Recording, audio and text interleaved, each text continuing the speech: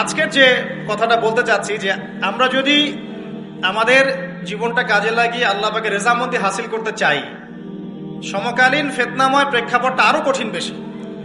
আগের প্রেক্ষাপটটা যতটা কঠিন ছিল, আস্তে আস্তে প্রেক্ষাপট কি হচ্ছে, আরো কঠিন হচ্ছে। যেমন পুরো বিশ্বের ক্ষমতা একসময় মুসলিমদের হাতে ছিল, এখন আছে কি?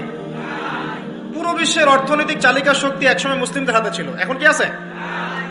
পুরো বিশ্বের আপনার বিজ্ঞান প্রযুক্তি বলেন, সামরিক বিষয়গুলো বলেন, সেনাবাহিনী বলেন, হ্যাঁ, রাষ্ট্রীয় কাঠামো বলেন, খেলাফা বলেন, যত বড় বড় কথা শব্দগুলো, এগুলো একসময় মুসলিমদের হাতে ছিল। কাদের হাতে ছিল? এখন কি পুরো বিশ্বের কন্ট্রোল মুসলিমদের হাতে আছে? পুরো বিশ্বের অর্থনৈতিক কন্ট্রোল আছে? পুরো বিশ্বের পলিটিক্যাল কন্ট্রোল, পুরো বিশ্বের এই যে বড় বড় অস্ত্রশস্ত্রগুলো মুসলিমদের হাতে আছে? মিডিয়াগুলা, প্রযুক্তি? তো এখন প্রেক্ষাপট তাহলে আরো বেশি জটিল। তার উপরে আবার সামাজিক ফিতনা আছে, বেপর্দার ফিতনা আছে, পর্নোগ্রাফি আছে, জুয়া আছে, কিশোর গ্যাং আছে, মাদকাসক্তের সয়লাভ আছে, বেপর্দা নারীদের সয়লাভ আছে, আছে না? মিডিয়ার প্রোপাগান্ডা আছে, জুলুম আছে, কত কি আছে। এই সবকিছু মিলায় এই যুগে তো চলা আরো কঠিন কিনা? এই যুগে চ্যালেঞ্জটা আরো কঠিন কিনা? এজন্যই এরকম একটা যুগের কথা বলে নবী সাল্লাল্লাহু আলাইহি ওয়াসাল্লাম সুসংবাদ দিয়েছেন আমাদেরকে। কি সুসংবাদ? নবীজি বলছেন, ইন্না মিন ওয়ারাকুম জামানা সাবরিন, বলেন সাল্লাল্লাহু আলাইহি ওয়াসাল্লাম, তোমাদের সামনে একটা কঠিন সময় আসছে, কঠিন সময়। উদাহরণ দিতে গিয়ে নবীজি বলছেন, সময়টা এমন কঠিন যে হাতের মধ্যে আগুন ধরাটা যতটা কঠিন, হাতে ঈমান ধরে রাখা অত কঠিন হবে। আগুন ধরা কঠিন না সহজ? আগুন ধরা কঠিন না সহজ? নিঃসন্দেহে কঠিন। তাহলে ঈমান ধরে রাখাটাও হবে ওই রকম কঠিন। তার মানে বুঝতে পারছি এখন আমরা যারা ঈমান নিয়ে চলাফেরা করার দাবি করছি কিন্তু ওই রকম হিট ফিল করছি না, তাহলে ঈমানেও সমস্যা নাকি? আচ্ছা, নবীজি বলছে সুসংবাদ হচ্ছে, ওই জামানাতে যদি তোমরা আমার সুন্নতের উপরে অটল থাকতে পারো, ভালো করে শোনেন দিনী ভাইরা, ওই রকম ফিতনাময় পরিবেশে কঠিন জামানায় যদি তোমরা আমার সুন্নত, আমার আদর্শের উপরে অটল থাকতে পারো, আল্লাহ পাক তোমাদেরকে 50 জন শহীদ সাহাবীর নেকি দিবে ইনশাআল্লাহ। তাহলে আমাদের তো পথ পেয়ে গেলাম। আমরা কি এই সমাজ থেকে এখন পালিয়ে যাব না এখানে থেকেই পরিবর্তনের চেষ্টা করবো? কোনটা? ব্যাস, আমাদের কাজও পেয়ে গেলাম। এখন এই পুরো কাজ, নিজে আমল করা, দিন শেখা, পরিবার, সমাজ, দিনের দাওয়াত, এই সব কিছুকে একসাথে রেখে, সামনে রেখে মোটামুটি ভাবে 5টা কাজ আমাদেরকে করতে হবে। রাজি আছেন ইনশাআল্লাহ? কয়টা কাজ করবো ভাই? আসলে বললে অনেক বলা যায়, কিন্তু এতগুলো আপনি মনে রাখতে পারবেন না।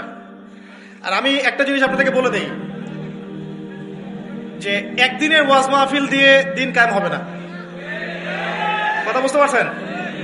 এই যে ওয়াজ হলো, আয়োজন হলো, আপনারা আসলেন, লেকচার শুনলেন, আমি আসলাম 8 ঘন্টা জার্নি করে, আবার 8 ঘন্টা জার্নি করে গেলাম, 1-1.5 ঘন্টা আলোচনা করলাম, এটাই সবকিছু না। এখানে আপনাদের নিবেদিত প্রাণ কিছু ভাই তৈরি করতে হবে, যারা এখানে দিনের মেহনত করবেন, দাওয়াতের মেহনত করবেন, শিক্ষা প্রতিষ্ঠান করে তুলবেন, একটা কমিউনিটি গড়ে তুলবেন। এক কথা, একটা ইসলামী কমিউনিটি গড়ে তুলবেন। এটা না হওয়া পর্যন্ত একদিনের মাহফিল দিয়ে কিচ্ছু হবে না। তা আপনারা কি একদিনের মাহফিল করতে চান না দিনের দাওয়াতের কাজ সারা জীবন করতে চান? কোনটা? আল্লাহ কবুল করুন। এই জন্যই বলেছি, এবার আরো অনেক কথাই বলেছি, সামনে আরো শুনবেন ইনশাআল্লাহ, যে এই রাতের বেলা এই যে সারা রাত জেগে জেগে ওয়াজ করা, 11টা 12টা 1টা, হ্যাঁ, এই সুন্নতটা চেঞ্জ করতে হবে। এই সুন্নতটা কি করতে হবে? চেঞ্জ করতে হবে। সর্বোচ্চ রাত 10টা যথেষ্ট। কারণ হচ্ছে, এখান থেকে যদি বাসায় যাই, রাস্তায় তো আমার 4-5-6 ঘন্টা চলে যাবে, রাতের ঘুম নাই। এভাবে যদি দিনের পর দিন কেউ রাতে না ঘুমায়, শরীর ভালো থাকবে? ওই রকম সতেজ মাথা নিয়ে কি দিনের কাজ করতে পারবো? আর আপনারা রাত জেগে জেগে ওয়াজ শুনলেন, ফজরের নামাজ নাই, লাভ হলো? এজন্য এবার অনেক মাহফিল আমি নিজেও ক্যান্সেল করে দিয়েছি। ভাই, মাহফিল আমি এভাবে করতে পারবো না, আল্লাহর ওয়াস্তে মাপ চাই। যদি বাদ জোহর বা বাদ আসর বলেন, যেতে পারবেন। তাহলে বাসায় গিয়ে রাত্রেবেলা ঈশার নামাজ পড়ে ঘুমানো যাবে, ফজরের পর থেকে পড়াশোনা করা যাবে। মানে সুন্নতের খেলাফ কোনো কাজ করে কিন্তু দিন কায়েম হবে না ইনশাআল্লাহ। আমি আশা করি অন্যান্য উলামায়ে কেরামরাও এগুলো নিয়ে কথা বলবেন এবং আমাদের এই যে চলমান একটা রাত জায়গার একটা মানে খারাপ অভ্যাস, এটাকে দূর করতে হবে। এই জন্য 11টা ঠিক আছে, 11টা টাইম পারফেক্ট। তা আমরা ওই 5টা বিষয় শিখবো ইনশাআল্লাহ। তার আগে বলছিলাম একদিনের ওয়াজ দিয়ে কিচ্ছু হবে না, আপনাদের মধ্যে কিছু নিবেদিত প্রাণ মানুষ তৈরি করতে হবে। প্রত্যেকটা জায়গায় একটা করে দারুল ইলম মানে জ্ঞানের মার্কাজ দরকার। কিসের দরকার? এখানে মসজিদ, মাদ্রাসা, ঈদগাহ সব মিলে একটা ক্যাম্পাস থাকতে হবে। এখান থেকে দ্বীনি ইলম শেখানো হবে, ছেলে মেয়েদেরকে দিন শিক্ষা দেওয়া হবে, মা বোনদের জন্য দিন শেখার ব্যবস্থা থাকবে, জেনারেল শিক্ষিত ভাইদের জন্য কোর্স থাকবে, দাওয়াতের মেহনত থাকবে। এভাবে যখন একটা কমিউনিটি গড়ে উঠবে তখন বাংলাদেশের মধ্যে আরো আমূল পরিবর্তন আসবে ইনশাআল্লাহ।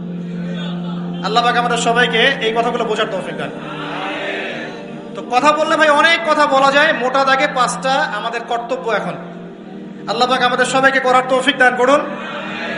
এক নাম্বার হচ্ছে দুনিয়ায় সফল হতে, পরকালে আল্লাহ রেজামন্দি হাসিল করতে এবং দ্বীন ইসলামকে আল্লাহর জমিনে বিজয়ী করতে সর্বপ্রথম আমাদের ঐক্যবদ্ধভাবে যে কাজটা করতে হবে সেটা হলো আল্লাহর দ্বীনের জ্ঞান শিখা, আল্লাহর দ্বীনের ইলম অর্জন করা। একদম মুখস্থ করে নেন আজকের লেকচার। কি অর্জন করা? ইলম অর্জন করা, দ্বীনি ইলম অর্জন করা। আপনি দুনিয়াবি ইলমে ডক্টর, ইঞ্জিনিয়ার, পাইলট, ব্যারিস্টার, জজ যাই হন, দ্বীনি ইলম অর্জন করতে হবে। আপনি যেই হন না কেন, যে কেউ হন না কেন, দ্বীনি ইলম আপনাকে অর্জন করতে হবে। কতটুকু অর্জন করতে হবে? কতটুকু? যতটুকু অর্জন করলে আমি শিরিক চিনতে পারি, তাওহীদ চিনতে পারি, আমি সুন্নাত চিনতে পারি, বেদাত চিনতে পারি, আমি হালাল চিনতে পারি, হারাম চিনতে পারি, আমি হক চিনতে পারি, বাতিল চিনতে পারি, আমি ঈমান ভঙ্গের কারণ জানতে পারি, আমি ওযু, গোসল, নামাজ, ইকামত, কালিমা, আমাদের এই যে বুনিয়াদী শিক্ষা, দ্বীন ইসলামের বুনিয়াদী শিক্ষা আমাকে অর্জন করতেই হবে। রাজি আছেন ইনশাআল্লাহ? বাংলাদেশের বহু মানুষ নামাজ ঠিক মতো পড়তে জানে না, বহু মানুষ ওযু করতে জানে না, বহু মানুষ ইস্তেনজাও করতে জানে না, আর বহু মানুষ কোরআন তেলাওয়াতও করতে জানে না। কোরআন তেলাওয়াত বিশুদ্ধ করে না শিখলে আপনি আজান দিতে পারবেন না, ইকামত দিতে পারবেন না। আপনি নামাজে দাঁড়িয়ে আল্লাহু আকবার বলে সানা পড়তে, সূরা ফাতিহা পড়তে, আরেকটা সূরা মেলাতে, রুকুর তাসবিহ, সিজদার তাসবিহ, তাশাহুদ, দুরুদ, মাসুরা এগুলো শুদ্ধ করে পড়তে পারবেন না। আর শুদ্ধ করে যদি না পড়েন অর্থ বিকৃত হয়ে যাবে প্রচুর। মানে আমরা তো নামাজকে কি যে বানিয়ে ফেলেছি, আল্লাহ মাফ করো, সুবহানাল্লাহ। মানে নতুন নতুন কত শব্দ বের করে ফেলেছি নামাজের মধ্যে আর কি। একটু অর্থের পার্থক্যের কারণে ঈমান কুফরের মতো অবস্থা চলে আসতে পারে। বিশুদ্ধ করে তাজবিদ সহকারে কোরআন তেলাওয়াত করা শিখতে হবে প্রথমে আপনাকে। মাদ্রাসায় যেতে হলে যাবেন, মক্তবে যেতে হলে যাবেন, প্রয়োজনে টিচারকে বাসায় নিয়ে এসে যদি পড়তে পারেন পড়েন, যেভাবে হোক আপনাকে কোরআন তেলাওয়াত শিখতেই হবে। আল্লাহ পাক তৌফিক দান করুন। আমরা নামাজের মধ্যেই বলছি আলহামদুলিল্লাহ, আলহামদুলিল্লাহ রাব্বিল আলামিন। কি এটা? এটা কি পড়লেন? মন্ত্র? আলহামদুলিল্লাহ রাব্বিল আলামিন এটা কি? আলহামদুলিল্লাহ। এই যে আলহামদু শব্দটা সঠিক করে উচ্চারণ করতে পারছেন অনেক। আলহামদু মানে সমস্ত প্রশংসা আল্লাহর জন্য। আলহামদুলিল্লাহ সমস্ত প্রশংসা। আলহামদুলিল্লাহ কি? আলহামদুলিল্লাহ মানে সমস্ত নিন্দা আল্লাহর জন্য। নাউযুবিল্লাহ। আমার কথা কি বিশ্বাস করছেন না? ওলামায়ে কেরামকে জিজ্ঞাসা করেন। কুল হু আল্লাহু আহাদ এটা কি? কুল হু আল্লাহু আহাদ মানে কি? তো কুল মানে খাও, কুল মানে কি? কুল হু আল্লাহু আহাদ, বলুন তিনি আল্লাহ এক। শব্দের অর্থ আছে তো? বলছে কুলহু সূরা, সূরাটার নাম কি কুলহু? কুলহু বলে কোনো শব্দ আছে? কুল একটা শব্দ, হুয়া আলাদা শব্দ। কুল হুয়া আল্লাহু আহাদ, কুল হুয়াল্লাহু আহাদ। এই তো আমরা কত ভুল করি পদে পদে। সামি আল্লাহু লিমান হামিদা আছে না? সামি আল্লাহ, আল্লাহ তার কথা শোনেন। লিমান হামিদা, যে তার প্রশংসা করে, মানে যে আল্লাহর প্রশংসা করে আল্লাহ তার কথা শোনেন। এন্ড আমরা শব্দ বানিয়েছি সামি আল্লাহ হুলিমান হামিদা। তো হুলিমান হামিদা কি শব্দ? হুলিমান হামিদা বলে কোন শব্দ আছে? সামি আল্লাহু লিমান হামিদা, সামি আল্লাহু লিমান হামিদা। তো এই যে পদে, আমি বলতে গেলে নামাজ নিয়ে রাত পার হয়ে যাবে। পদে পদে পদে পদে আল্লাহু আকবার, শব্দটা আল্লাহু আকবার, আল্লাহু আকবার বানিয়ে দেয়। আকবার, আকবার মানে কি?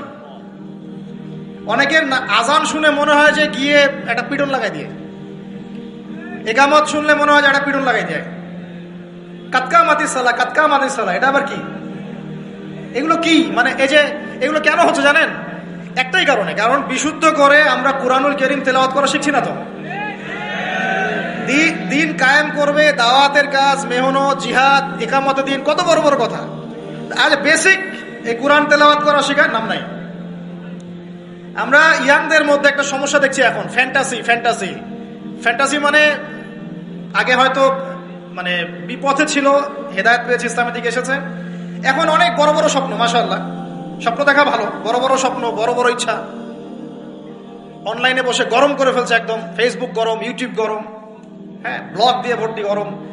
কিন্তু বেসিক যে কোরআন তেলাওয়াতটা করা শিখবে সেটা ঠিক নাই। 3 মাস কোরআনটা তেলাওয়াত করা শিখবে একজন আলেমের কাছে নাই। একটা কোর্স লঞ্চ করে দেন 6 মাস, 6 মাস ক্লাস করবে না, প্রথমে 1 মাস ক্লাস করে পরের নাই, 5 মাস নাই। এইভাবে ভাই দিনের হয়তো সামান্য কিছু খেদমত হতে পারে, সামগ্রিক পরিসরে ইসলাম বিজয়ী হবে না। এক কথায় আমরা যদি এই যুগের আবু বকর, ওমর, ওসমান, আলী রাদিয়াল্লাহু আনহুম আজমাইন হতে না পারি, তাহলে এই যুগের সেই ইসলামী খেলাফা বাস্তবায়িত হবে না। এটা হলো মূল কথা। এই পথের প্রথম কাজটাই হচ্ছে দ্বীনি ইলম অর্জন করা। আর ইলম অর্জন করাটা আপনার জন্য কি? নফল, মুস্তাহাব, সুন্নত না ফরজ? এটা কে বলেছেন? রাসূলুল্লাহ সাল্লাল্লাহু আলাইহি ওয়াসাল্লাম বলেছেন, তালাবুল ইলমি ফরিদাতুন আলা কুল্লি মুসলিম। তালাবুল ইলম মানে জ্ঞান অর্জন করা, ফরিদা, ফরজ মানে কি? ফরজ মানে বাধ্যতামূলক। আলা কুল্লি মুসলিম, কুল্লি মানে কি? প্রত্যেক। কুল্লি মানে কি? কুল্লু মানে প্রত্যেক। প্রত্যেক মুসলমানের উপরে, প্রত্যেক মুসলমান যে মুসলমান দাবি করে নিজেকে, কালিমা পড়েছে, তার উপরে জ্ঞান অর্জন করা ফরজ করেছেন আল্লাহ। আপনি কোরআন তেলাওয়াত না শিখে থাকতে পারবেন না, তো এটা আপনার উপর ফরজ করা হয়েছে। নামাজ কি পড়ছেন, কি বলছেন, এটা আপনাকে শিখতে হবে, তো এটা ফরজ করা হয়েছে। আজান দেওয়া শিখতে হবে, ইকামত দেওয়া শিখতে হবে, ইমামতি করার যোগ্যতা অর্জন করতে হবে। এই মালয়েশিয়ার একটা ভালো জিনিস দেখলাম যে ওখানে প্রাইমারি লেভেল থেকে, মানে স্কুল লেভেল থেকেই এই মাদ্রাসা এবং মানে জেনারেল, এটা আলাদা করে করে কোনো প্যাটার্ন করা নাই, এটা একসাথেই প্যাটার্নটা করে দেয়া। মানে আপনি স্কুলে ভর্তি হলে, স্থানীয় স্কুলে বা কলেজে যেভাবে তারা সিস্টেম করেছে, ইসলামের বুনিয়াদী শিক্ষাটা বাধ্যতামূলক শিখতে হবে। যে কেউ, তাদের সিভিলিয়ানদের মধ্যে যে কেউ ইমামতি করতে পারে। মাশাআল্লাহ, এটা আমাদের করা উচিত ছিল না? আমরা কি মুসলিম প্রধান দেশের অধিবাসী না? আমরা জোর দাবি জানাই যে শিক্ষা ক্ষেত্রে একটা আমূল পরিবর্তন নিয়ে আসতে হবে ইনশাআল্লাহ। একদম প্রাইমারি লেভেল থেকে ইসলামিক শিক্ষাকে আমাদের দেশে বাধ্যতামূলক করা হোক। মাদ্রাসা শিক্ষা মাদ্রাসায়, আবার সেকুলার শিক্ষাতে, এই দুদিকে চলছে। তাহলে একজন ব্যক্তি যে এই যে স্কুলে ভর্তি হলো, আপনার ছেলে এখানে 10 বছর পড়বে, এসএসসি পরীক্ষা দিবে, এইচএসসি, তারপরে অনার্স মাস্টার্স, এই 20 বছরে ইসলামটা শিখবে কি? যতটুকু শিখছে, এই শিক্ষাটা তো প্র্যাকটিক্যালি প্রয়োগ করতে পারছে না। আর এই জায়গা থেকে যখন কেউ উঠে আসছে, তখন সে তো উম্মার দায়িত্ব নিতে পারছে না। তাহলে ব্যাপারটা কি এমন যে আমরা এদিকে শুধু দুনিয়ার চর্চা করব, আর মাদ্রাসা লাইনে যারা পড়ে তারা দিনের চর্চা করবে? দিন চর্চা করার, দিন পালন করার, প্রচার প্রসারের আমাদের কোনো অধিকার নাই? তাহলে এই শিক্ষাটা অর্জন করলে কি আমরা কি সবাই কি খারাপ হয়ে যাব? আমরা যদি ইসলামিক শিক্ষা শুরু থেকে দেওয়ার চেষ্টা করি বাচ্চাদেরকে, প্রাইমারি লেভেল থেকে, আমাদের বাচ্চারা কি নষ্ট হয়ে যাবে?